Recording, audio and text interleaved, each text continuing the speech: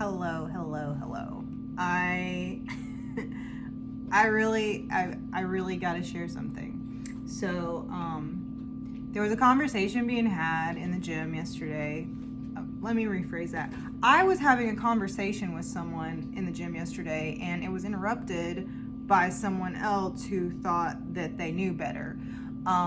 And I've just learned over the years to just be quiet when these kinds of people chirp up, and I'm just looking at the person that I was having a conversation with, and they're looking at me thinking like this person needs to see their way out, because this was definitely an A-B conversation. The thing is, like, in health sciences, fitness, food, all of it, it's we're constantly learning new things. There's constantly new research being put out. Things I learned in college between 2006 and 2011, there have been things that I learned then that have been updated. New research has been done. Further research has been done. We know more now than we knew 10, 20 years ago about a lot of things, right? So the human body is something that we're constantly learning about. We're constantly running trials. And by we, I mean, not myself. I guess in a sense I am. I do collect data with all of my clients, working with different kinds of people and different health problems, and how different techniques work with what kind of people best. But what I'm trying to get at is, like, we evolve as humans, and so does our research, and so do our understandings of how the human body works. What was asked, the conversation this friend and I were having was, she said, do I really have to eat breakfast? And I was like, my golden rule is if you're not hungry, don't eat unless you have a disease, an illness, or a syndrome that you would best benefit from eating. And this conversation was butted in with a no, to reestablish your metabolism, you have to wake up in the morning and eat breakfast as soon as you wake up, blah, blah, blah, blah. Okay, I hear you, but that's not necessarily true. So literally, there is tons and tons and tons and tons of research on this, and you can go look for it yourself. But here's the thing. Most of the time when trainers or coaches or dietitians or health professionals of any sort get a person to start consuming breakfast, it's not necessarily that they get them to eat breakfast. It's that they're getting them to consume a particular type of food. So when we're starting our day with something that's higher in protein, which I would hope that anybody's professional help was suggesting that they start their day that had a higher protein count in it, as opposed to simple sugary carbs. When we start our day like that, we are going to help stabilize our blood sugar levels. So if someone doesn't want to eat breakfast, and the first thing they eat is let's say they get up at 7 a.m. and they don't eat until 11 a.m., but what they eat at 11 a.m. is a burger from a drive-through restaurant, or a sandwich that's got a lot of like cheese and sauces and processed meats on it and whatever, like that, you're looking at your blood sugar is going to be wonky. You're going to be hungry soon after that. You're going to have digestion issues, so on and so forth. And you typically tend to just continue eating kind of like crappy foods.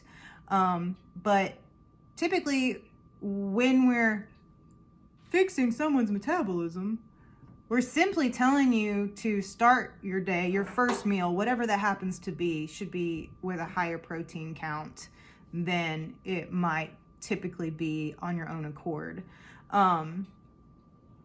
There's so many myth-busting pieces of research.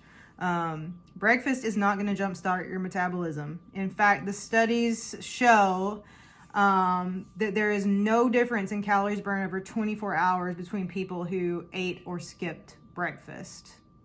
It literally comes down to how much energy you're expending in the day and how much energy you're consuming in the day. When I work with someone that skips breakfast or that doesn't eat a decent amount of protein in the first half of their day, they are overeating in the second half of their day, and they're eating things that are really dense in carbs, sugars especially, And they're making up for that energy that they've burnt earlier in the day, but they had not consumed. And by that time, your day's gone by, stress has set in. You think your body wants or is craving foods that you don't really need. And you're eating them, and they're going to be dense in calories. Let's see. How much do you need to eat to keep your metabolism going? Eating food 6 times a day or very high meal frequencies does not seem to actually increase the overall metabolic rate more than simply eating 3 times a day. Literally, it's going to vary person to person. It's going to depend largely on how your body processes food, how you expend your energy, how you sleep at night, and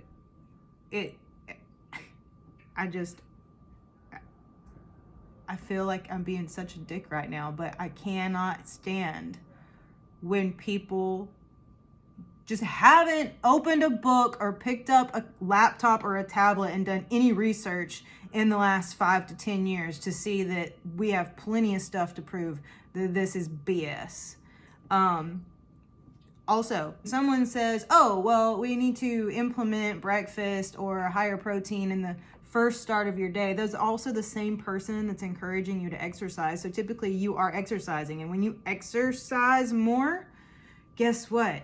Your metabolism is going to kick in more. And guess what? When you lift weights and you increase your muscle fibers in your body, your metabolic rate's going to increase. Skipping breakfast or skipping a meal is not going to make or break your progress unless you are trying to gain a substantial amount of weight or you're trying to gain a certain amount of muscle. You've got to feed yourself to grow. You've got to feed yourself to gain muscle. If you want to change your shape comes from losing fat, building muscle, shaping that muscle. In order to have it, you got to feed it to grow it. But skipping breakfast is not why you are holding on to body fat that you don't want. People fast. People will eat dinner at 6 p.m. and not eat again until 12 the next day.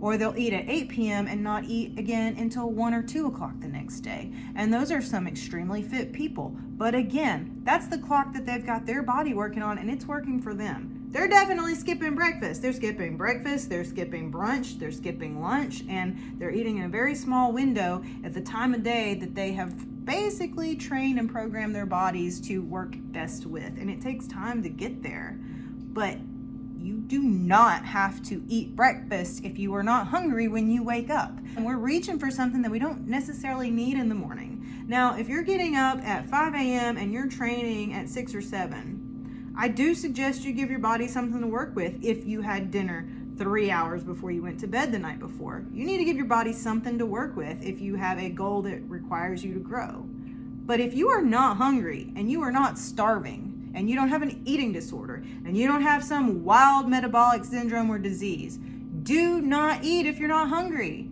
Seen someone that's like got a metabolism that's not working? It's very obvious when someone's metabolism doesn't work. Trust me, they're not just skipping breakfast.